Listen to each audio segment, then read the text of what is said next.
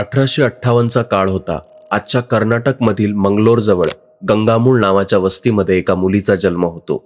वयाच्या 9व्या वर्षी विवाह न झाल्यामुळं त्या काळातील समाज त्यांच्या कुटुंबाला वाळीत टाकतो. लहानपणापासूनच वडिलांच्या उदार दृष्टिकोनामुळं त्यांना विविध भाषा आणि वेदांचा अभ्यास होता. त्यांच्या ज्ञानामुळंच कलकत्त्याच्या सिनेट हॉलमध्ये त्यांना पंडिता व सरस्वती या बिरुदावली बहाल करण्यात येऊन त्यांचा गौरव केला जातो. पंडिता नावानं ओळखल्या जाणाऱ्या रमाबाई आज ह्या एकमेव महिला होत. घातक चालीरीती व दृष्ट रूढी यातून समाजास मुक्त करण्याच्या उद्देशाने त्यांनी प्रथम पुणे येथे आर्य महिला समाजाची स्थापना केली. स्त्री धर्मनीती हे पुस्तक त्यांनी त्याच साली लिहिलं. भूतदया व प्रेमाच्या शिकवणीमुळं त्या ख्रिस्ती धर्माकडे आकर्षित झाल्या.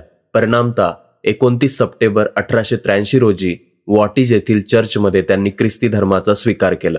पतित स्त्रियांसाठी त्यांनी आपलं सर्वस्व पणाला लावलं. विदुषीचं नाव होतं पंडिता रमाबाई. त्यांच्या या कार्याबद्दल रमाबाईंना केसरे हिंद ही पदवी देऊन गौरवण्यात आली.